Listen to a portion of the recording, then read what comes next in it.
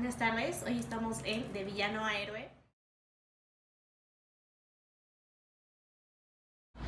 ¿Usted considera que Porfirio Díaz fue un héroe o un villano y por qué? Depende del enfoque. Ni héroe ni villano, como todos, tienen cosas buenas y cosas malas. Si el enfoque es hacia lo que hizo en infraestructura, desarrollo económico y todo eso, bueno, pues fue un buen gobierno. Si lo consideran desde el punto de vista social, pues terrible, ¿no? Dos pequeñas preguntas. ¿Sabe de casualidad usted quién fue Matías Romero?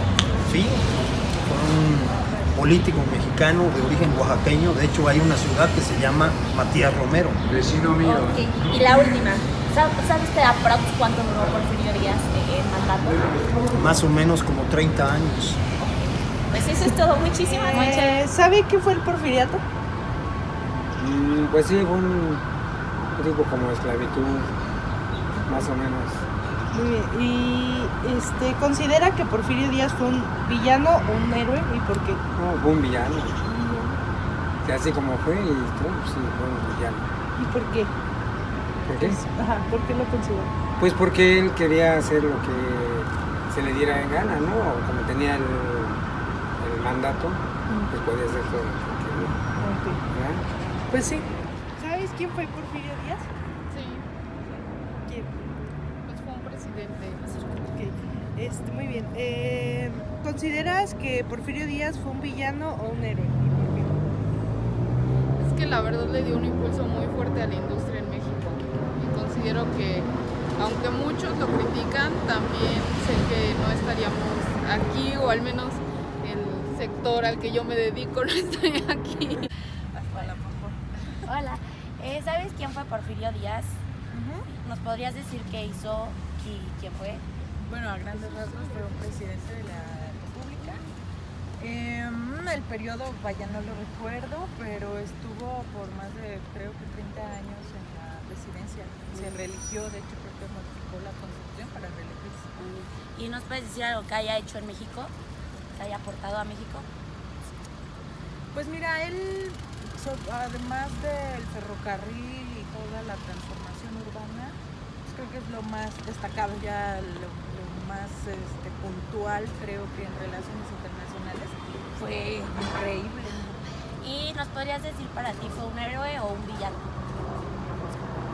Pues es que tiene tanta versatilidad. En mi opinión, creo que fue un buen personaje, muy importante todo lo que logró. Yo no creo que sea un villano. Que tuviera, más bien que no tuviera el tacto en muchas especificaciones de proyectar su imagen o su opinión con respecto al pueblo mexicano, pues es otra cosa, pero pues creo que ha sido de los mejores presidentes. Muchísimas gracias. ¿Sabes quién fue Porfirio Díaz? Un presidente que aportó Bellas Artes y el ferrocarril. Ajá. ¿Y sabes cuántos años estuvo en el poder? Más de 30. Ok. ¿Y para ti es un héroe o un villano? Es un héroe. ¿Por qué? Por las aportaciones que hizo a México. Ok, gracias. Y bueno, hoy nos encontramos con dos invitadas internacionalistas egresadas de la Universidad Anáhuac, quienes nos hablarán tanto de la política interior como exterior del general Porfirio Díaz y bueno, posteriormente quien ejerció como presidente. Bueno, nos encontramos con la licenciada Carolina Carranza, quien debido a su especialización, nos podrá dar una introducción y bueno, ir profundizando más en este tema. Entonces, pues... Muchas gracias por la invitación, Edith. Entonces, yo les voy a explicar un poquito qué fue el porfiriato. Entonces, en el año de 1876, cuando el presidente de ese entonces, Sebastián Lerdo de Tejada, se quiso reelegir, entonces Porfirio Díaz se levantó en armas con el plan de Tuxtepec y bajo su lema de sufragio efectivo, no reelección. Entonces, con esto, Díaz triunfa con su plan y va a obtener el gobierno de facto. Ahora el paso que le siguió a Díaz es que tenía que legitimar su gobierno de alguna forma y supo que la única forma de lograrlo sería a través de unas elecciones. Entonces, en 1877 convoca unas elecciones, las gana y ahí es cuando oficialmente se vuelve nuestro presidente de jure y con eso obtiene el reconocimiento de Estados Unidos, porque eran elecciones y sirvieron para legitimarlo. Y sí, bueno, solo aquí para todo el público que nos está viendo, si nos pudiera platicar acerca de esto de que es gobierno de facto y gobierno de jure, bueno, para que entren más en contexto. Bueno, entonces el gobierno de facto se refiere a un gobierno de coacción, como de tomado por medio de la fuerza. Y el de jure, por el contrario, es un gobierno legítimo de acuerdo a la legislación del país. Sí, bueno, también debemos recordar un poquito que, bueno, aquí por ejemplo tengo que en el año 1877 España ratifica tanto el gobierno de Díaz como, bueno, pues también lo hace Alemania, y bueno, en el caso español tiene un significado más político que con otras implicaciones, como lo tuvo en otros casos. Sí, por el lazo histórico que tenemos con los españoles, por eso. Bueno, y también, como muchos especialistas saben, pero pues a lo mejor para reforzar esto de manera un poco más profunda, como sabemos, en la política interna se va a ver reflejada de alguna manera en la política exterior, es decir, a través de las acciones que se establecen o de las relaciones que se establecen con otros países. Y bueno, para contextualizar esto dentro del periodo del que estamos platicando, pues ahora le doy nuevamente la palabra a la licenciada Carranza. Ok, bueno, el primer punto que tenemos que tomar en cuenta sobre el porfiriato fue la conciliación política y la pacificación.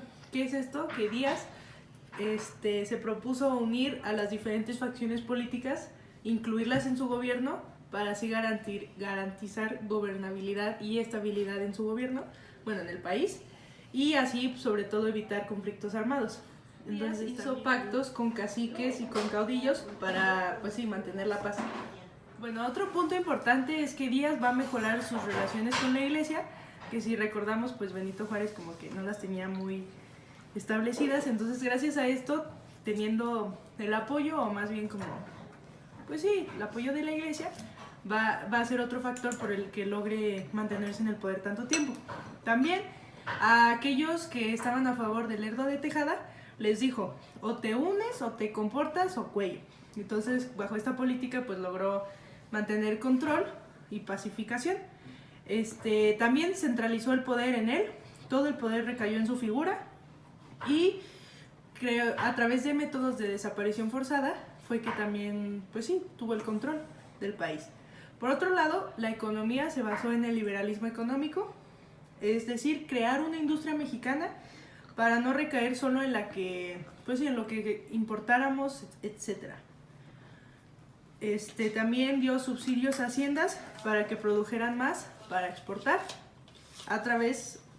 Otro punto es que a través de las universidades quiso como crear una clase media, pues sí, alfabetizada, educada, etc. Y por otro lado, en la infraestructura invirtió mucho, pues tanto que creó puentes, ferrocarriles, que fue de lo más importante el ferrocarril. También creó el Palacio de Bellas Artes, muy importante, y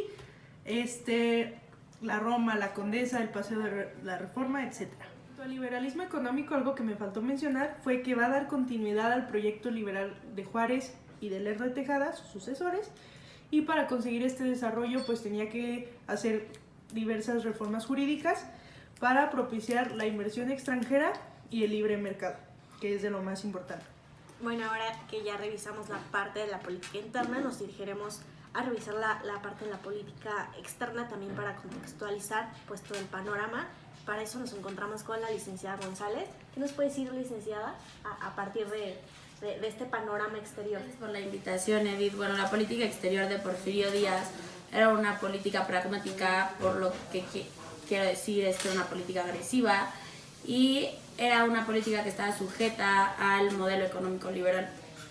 Bueno, y dentro de los objetivos, o ¿qué perseguía Porfirio Díaz dentro de este periodo?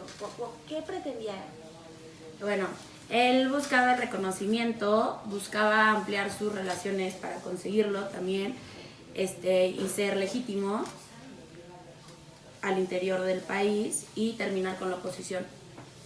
Sí, bueno, aquí solo yo podría agregar que Porfirio Díaz trató de dar continuidad a las pretensiones de Benito Juárez, las cuales eran pues a través del reconocimiento exterior, pues poder solidificar más un estado legítimo, al igual que un mandato, pues que se viera en torno de acuerdo a la legislación de ese momento.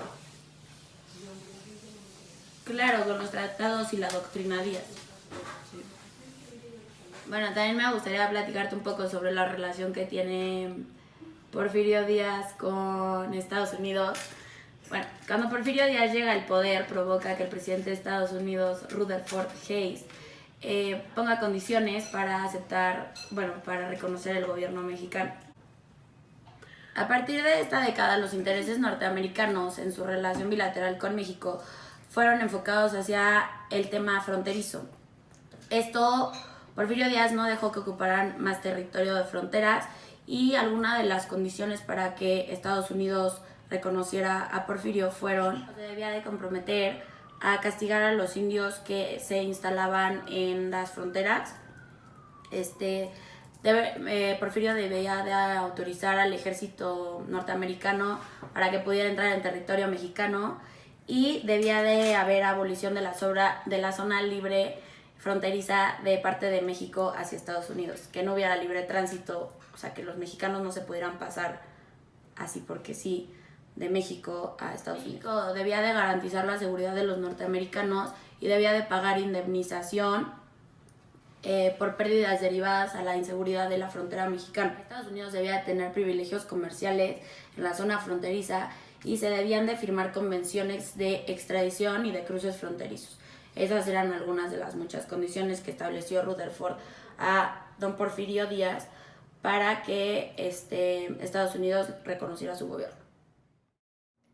Bueno, y vista la participación de nuestras honorables invitadas, pasaremos a nuestra clásica y aclamada explicación con frutas.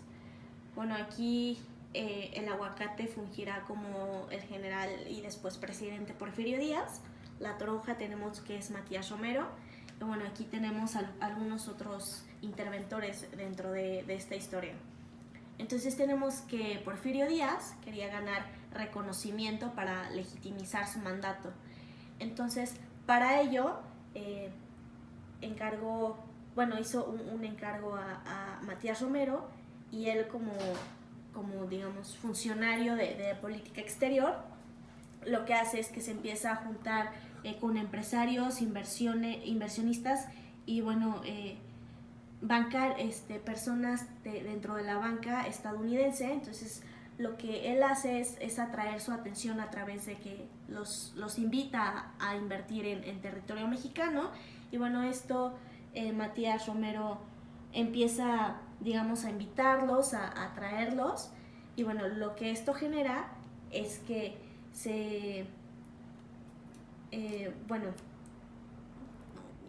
por otra parte tenemos los intereses del gobierno estadounidense, los cuales tenían todavía influencias y fines expansionistas respecto a territorio mexicano.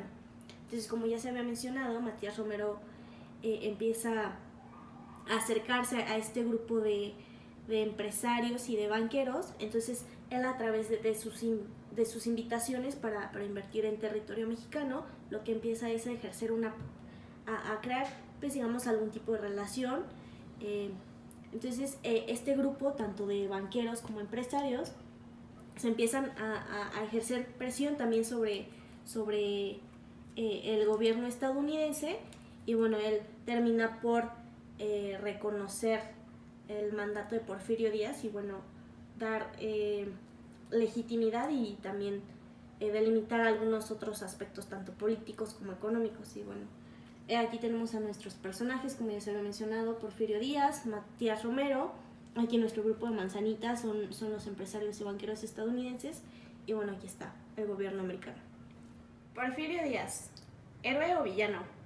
Es ambos, debido a que tanto impulsó mucho la modernización del país. Sin embargo, por otro lado, pues también debemos recordar que hubo muchas muertes y en cuestiones turbias, por llamarlo de alguna forma, implicadas. Sin embargo, dentro del imaginario mexicano todavía muchas personas consideran que solo fue un villano.